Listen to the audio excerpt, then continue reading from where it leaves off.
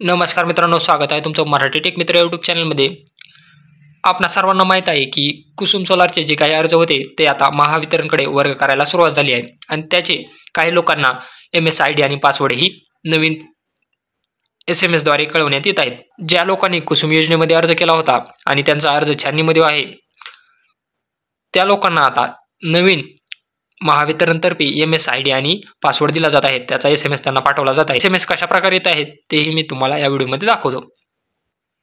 SMS आल्यानंतर पुढील procedure काय असणार आहे, तुम्हाला पुढे काय करायचं आहे याची माहिती आपण या व्हिडिओमध्ये जाणून घेणार आहोत. तर पहा, MSEDCL किंवा महावितरण अशातर्फे तुम्हाला प्रधानमंत्री कुसुम घटक ब योजनेअंतर्गत सौर कृषी पंप करिता आपला नोंदणीकृत अर्ज, त्याच्यानंतर तुमचा MKID असणार आहे ची नवीन माहिती खालीलप्रमाणे आहे.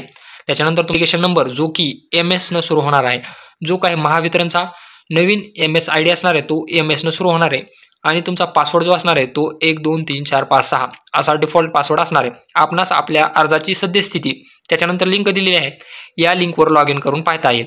आता ज्या लोकांना असा SMS आलेला आहे त्यांचा फक्त जो कुसुमकडील अर्ज आहे तो फक्त महावितरणकडे वर्ग करण्यात आलेला आहे. यांना सेल्फ सर्व्हिससाठी ऑप्शन आलेला नाही. फक्त तुमचा जो अर्ज आहे तो मेडाकडून महावितरणकडे वर्ग करण्यात आलेला आहे. त्यामुळं असा ज्या लोकांना SMS आलेला आहे त्यांचा फक्त अर्ज मेडाच्या ऐवजी आता महावितरणकडे वर्ग करण्यात आलेला आहे. त्याची नवीन डिटेल्स ही आहे जी तुम्हाला MS-ID आणि पासवर्ड टाकून लॉग इन करायचे आहे. असा SMS ज्यांना आला आहे त्यांनी सेल्फ सर्व्हे करायचा नाही, त्यांना सेल्फ सर्व्हेचा वेगळा SMS येणार आहे.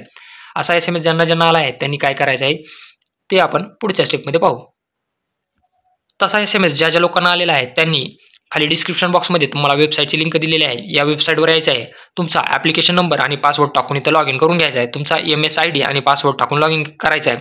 पासवर्ड हा 1 2 3 4 5 6 हा डिफॉल्ट असणार आहे. तुमचा MS-ID तुम्हाला SMS-मध्ये आलेला आहे तो टाकून लॉग इन करून घ्यायचा आहे. लॉग इन केल्यानंतर तुम्हाला फक्त असे 2 ऑप्शन दाखवणार आहे, विनंती मंजूर आणि अर्ज डाउनलोड करा. आता हा अर्ज जो आहे तो छाननीमध्ये आहे आणि हा महावितरणकडे वर्ग करण्यात आलेला आहे.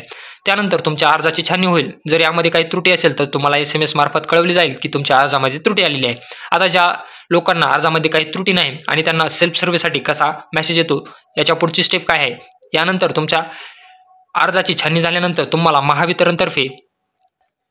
महावितरणतर्फे असा तुम्हाला SMS, प्रधानमंत्री कुसुम घटक ब योजनेअंतर्गत आपला अर्ज मंजूर करण्यात आला आहे. योजनेचा लाभ घेण्यासाठी रुपये जी काही तुमच्या HP नुसार भरणा असेल तो ऑनलाईन भरणा kusumoffice.mahadiscom.in/app या लिंकवरून मोबाईल ॲपद्वारे करावा. धन्यवाद महावितरण. असा महावितरणतर्फे तुम्हाला पेमेंट करण्यासाठीचा SMS येईल. पेमेंट करण्यासाठीचा SMS आल्यानंतर तुम्हाला MSEDCL बेनिफिशरी ॲप प्ले स्टोरवरून घ्यायचं आहे आणि त्यावरून तुम्हाला सेल्फ सर्व्हे करायचा आहे. सेल्फ सर्व्हे झाल्यानंतर तुम्हाला त्याच्या ॲप्लिकेशनमध्ये पेमेंट करायचं आहे आणि पेमेंट केल्यानंतर तुम्हाला वेंडर म्हणजे पंप कंपनी निवडायची आहे. अशी ही पूर्ण प्रोसिजर असणार आहे. जर तुम्हाला तुमचा कुसुमचा अर्ज महावितरणमध्ये ट्रान्सफर केलेला मेसेज आला असेल तर तुम्हाला हा मेसेज येण्याची वाट पाहावी लागेल. असा SMS ज्या लोकांना आला आहे त्यांनीच फक्त सेल्फ सर्व्हे करून घ्यायचा आहे. त्यांनी लॉग इन केल्यानंतर त्यांना त्यांचा अर्ज छाननीमध्ये दाखवणार आहे. तर ही पूर्ण अशी प्रोसिजर असणार आहे. तुम्हाला मी थोडक्यात ही प्रोसिजर समजून सांगितलेली आहे. त्यानंतर आता काही लोकांना सेल्फ सर्व्हेचा म्हणजे असा SMS आल्यानंतरही सेल्फ सर्व्हेचा ऑप्शन दाखवत नाही, तोही प्रॉब्लेम त्यांचा लवकरच दुरुस्त होईल. त्यानंतर तुम्ही सेल्फ सर्व्हे करू शकता आणि पेमेंटही करू शकता. सेल्फ सर्व्हे कसा करायचा आहे याबद्दलचा व्हिडिओ आपण आपल्या चॅनलवर टाकलेला आहे, तो डिस्क्रिप्शन बॉक्समधून किंवा तुम्ही प्लेलिस्टमधून पाहू शकता. जर व्हिडिओ आवडला असेल तर चॅनलला नक्की सबस्क्राईब करा आणि बेल आयकॉनला प्रेस करायला विसरू नका.